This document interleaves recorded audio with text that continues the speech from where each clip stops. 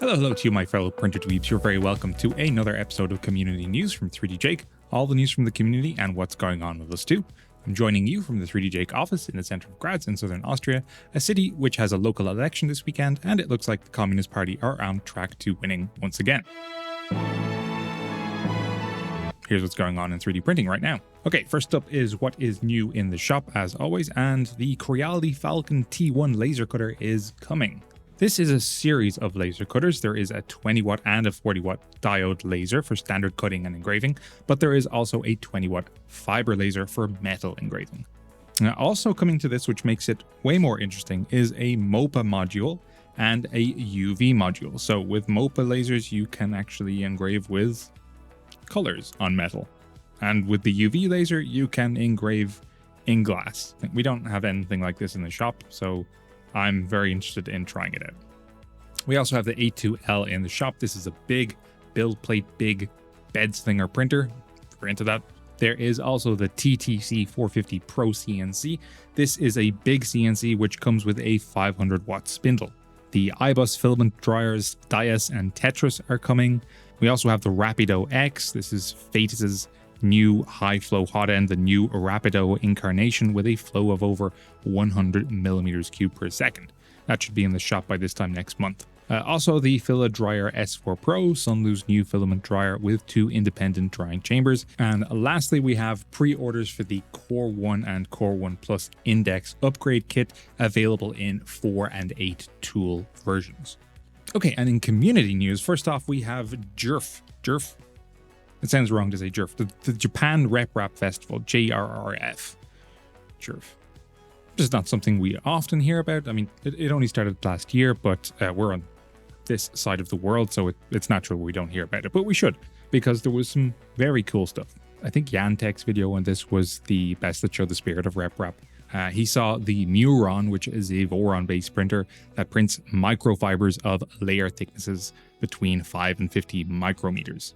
This concept is related to electrospinning. It sprays a jet of molten polymer using a high voltage, pulling the polymer down to the bed.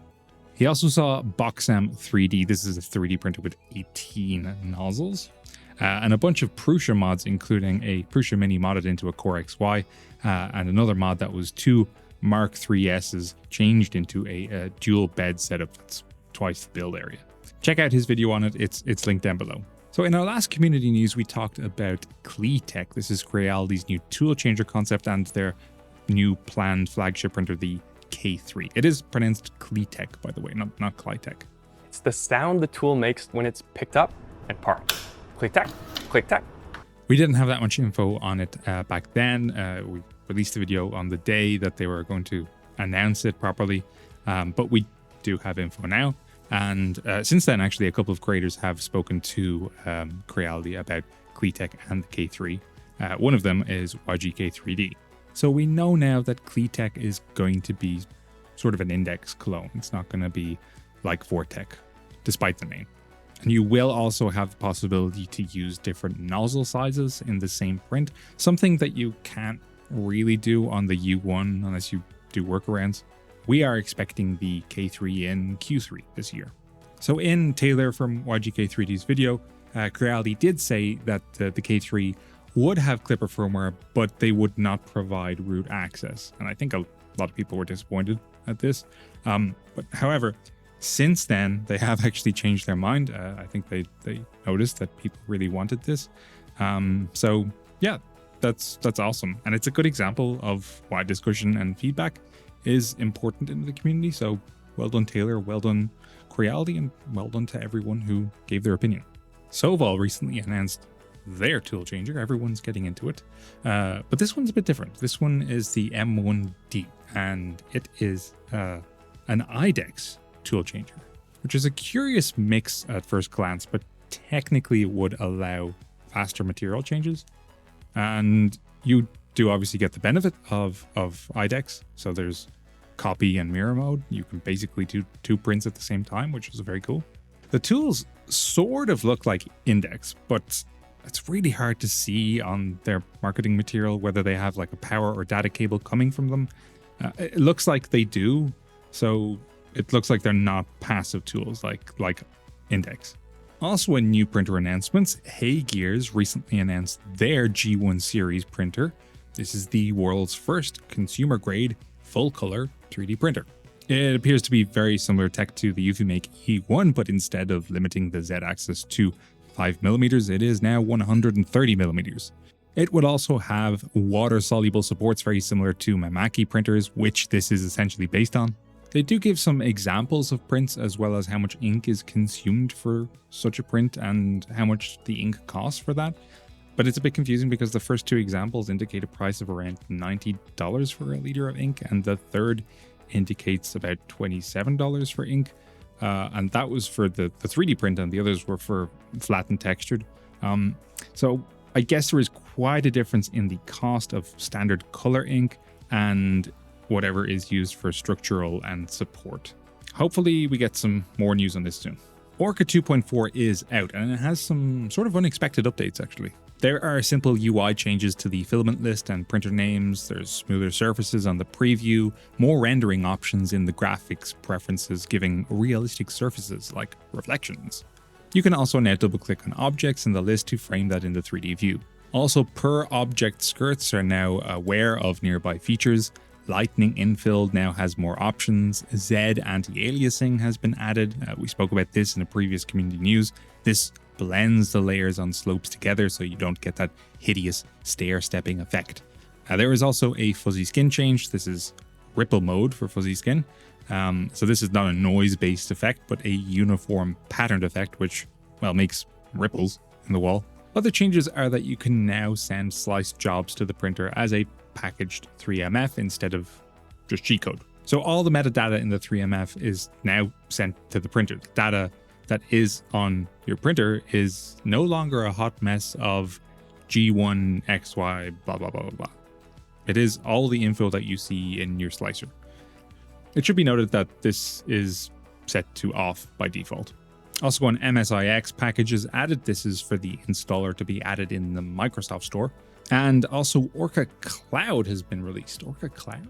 Yes, there is now a cloud service. This is completely optional. You don't have to use it at all. And to say it is a cloud service in its present state would be maybe a bit of a stretch, because right now it's basically just a library of profiles. It's just JSON files.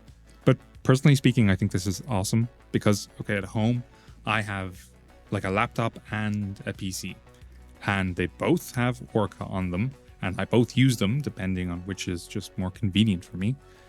So if I have a profile on my laptop and I make a change, obviously that doesn't change on the instance of Orca running on my PC, which is very irritating.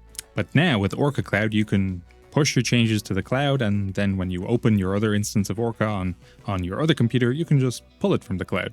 Plus, having easy access to other people's configured profiles for filament is a great idea. You're sharing the work you did in fine-tuning, so someone else's experience will be smoother.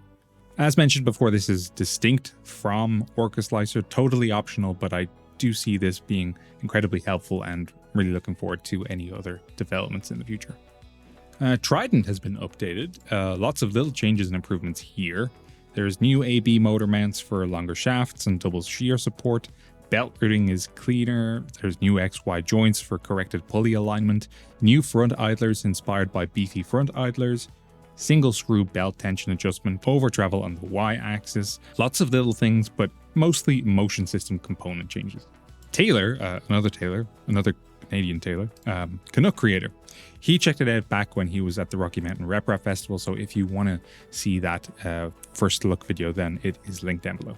Okay, next one is pretty cool. So you might be familiar with arc overhangs. This is a method of creating, well, arcs, circular paths for supporting overhangs instead of regular support, which would save material that you would normally put in to a big support structure. So we now have wave overhangs, which are similar, but instead of individual arcs, they use curves in a sine wave-like pattern.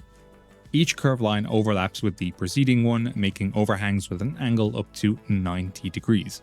Currently, there is an Orca fork, which you can download and try it yourself. The link is down below. Okay, that about does it for this month. As always, links to all the stories and products are listed down below. Let us know what you think in the comments, and if you didn't know, we have a Discord server where there is printer talk on a daily basis. We'll be back with another video next week, so until then, later.